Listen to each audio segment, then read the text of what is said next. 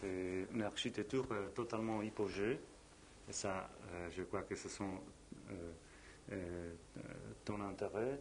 C'est pour une architecture qui se donne dans une écriture qui c'est le degré zéro de l'écriture architectonique ou pas? Et tu comprends? Vous parlez par rapport à la masse, oui. Vous parlez par rapport à la masse du bâtiment qui sort au dehors du... sincèrement, dans un premier temps, ce n'était pas un souci d'écriture, plutôt que dans un premier temps un souci d'inscrire un bâtiment, une masse, sur un site qui était bordé d'abord d'un mur jusqu'en 1976 qui le séparait de la ville. Donc les camps de la quarantaine étaient séparés par un mur. J'ai une brève mémoire de mon enfance d'avoir passé devant ce mur à maintes reprises en entendant parler qu'il y avait un camp derrière, et en passer à proximité de ce mur sans avoir jamais vu ce qui se passait derrière. Et ma première mémoire photographique de ce qui se passait derrière sont les fameuses images de la presse qui ont été publiées à travers le monde du massacre de 1976. L'une d'entre elles, d'ailleurs, a eu le World Press Award, qui est la fameuse photo du milicien que peut-être certains d'entre vous connaissent. Donc, la disparition de ce mur en 1976 et le fait que par la suite ce site est devenu un remblai de restes de sites de construction qui a remonté le niveau du site à peu près 3,5 mètres, et le fait qu'il ne s'est rien construit sur ce site. Et si vous voyez une photo aérienne du site, vous vous rendez compte qu'il y a très clairement dans le tissu une cicatrice très claire qui prouve et qui montre de manière quasi frappante un non-développement sur le côté littoral de l'autoroute et un développement extrêmement dense de l'autre côté, alors que traditionnellement c'est le littoral qui se développe. Donc il y a très clairement inscrit dans le tissu du site une anomalie, un problème. Et puis ce qui a aussi donné un aspect à ce bâtiment, enfin l'esthétique de ce bâtiment est aussi due aux techniques de construction qui ont été utilisées. Là, je n'ai pas fait appel à l'industrie du bâtiment, à l'industrie traditionnelle du bâtiment. D'ailleurs, j'ai été boycotté par les premiers entrepreneurs que j'ai consultés, qui n'ont pas voulu construire. Donc j'ai dû construire moi-même. Et là, j'ai fait appel à entre autres, un constructeur de bennes à ordures et un carrossier de camion.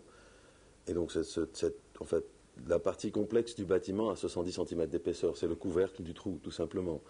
Et qui est construit de manière très rudimentaire, en fait. C'est des soudures continues, c'est comme on construit, en fait, la coque d'un bateau. Donc, même les détails de construction, en fait, ne ressemblent pas à des détails de construction d'un dossier d'exécution de bâtiment. D'ailleurs, il n'y a rien dans ce bâtiment, à part peut-être les machines d'air conditionné, qui sont achetées du marché du bâtiment. Can you explain how these tables works and what's the idea of these tables? That because the use of these tables is in one sense in the same idea of the whole building. It's like a little model of the. It's funny you see that. It wasn't really intended to be that way, but sometimes we have to make use of gymnastics to achieve two different things that are different. So the idea of the lid closing was doing something above, which is very different below. These are in fact the seats, not the tables. You open them in order to sit in them. But knowing the Beirut nightlife quite well and the program of my clients, I knew very well that this was going to be a very crowded place at certain times and at certain hours of the week, where you could no longer move, and this is a music club. And you also have to understand the culture in Beirut. Going out is really a cultural thing. I mean, it's taken extremely seriously. In fact, it's one of the little last things that we have to express our culture, since we have no museums and we have no whatever. So these lids close down so that once you're done seated and you want to dance, you just close them and you jump on top of it and you dance. What Lebanese do traditionally is that they dance on tables. They don't have seats. Nobody has invented seats for them to dance on. So I gave them the seat, and it works quite well, because when the place is very crowded, you realize you cannot even go from one place to the other, so you obviously can't dance. So the people literally leave their seats, close the lid, go on top, and suddenly they have a little island to dance on. Not only does it give them space to dance on, but it also gives them altitude to exhibit themselves. And they don't lose his chair when they stop dancing. They don't lose the chair. Chair.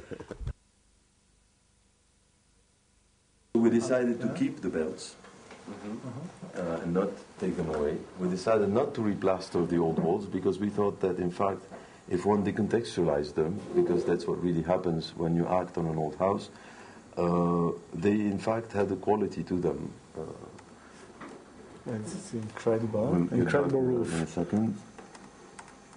So you see that the elevations now, these are the beams that we have kept. We've kept the old facade behind. Have you inside only one space? This is only one space? You will go It's into the open plan. space. Yeah.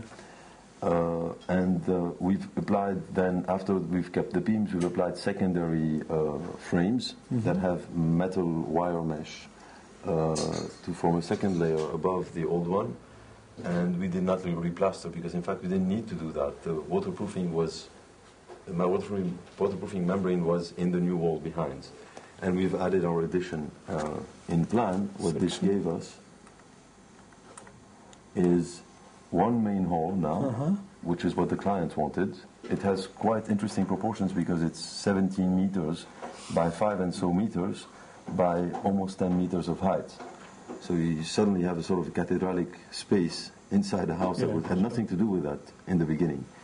Once we started planning the emptying the house, and we realized that this space had some unusual properties that could be worth investigating, we took that and we pushed that further, and we wanted to monumentalize that space. We first did it by applying one huge table inside, which is the restaurant table.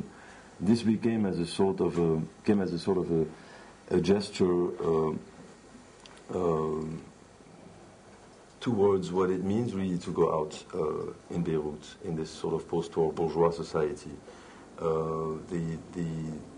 My speech a minute ago about the public space becoming really happening in these instances and only there.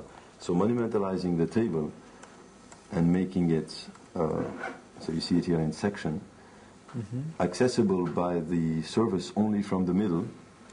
So in plan, you arrive to the table right here from underneath, and we dug a tunnel under the house to go to the kitchen that is outside, underneath the garden.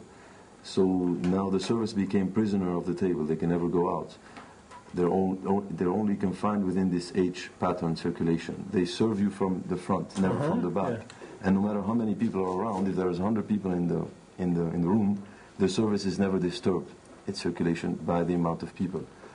But what you have is a table that sort of looks, by the end of the day, like some huge conference table.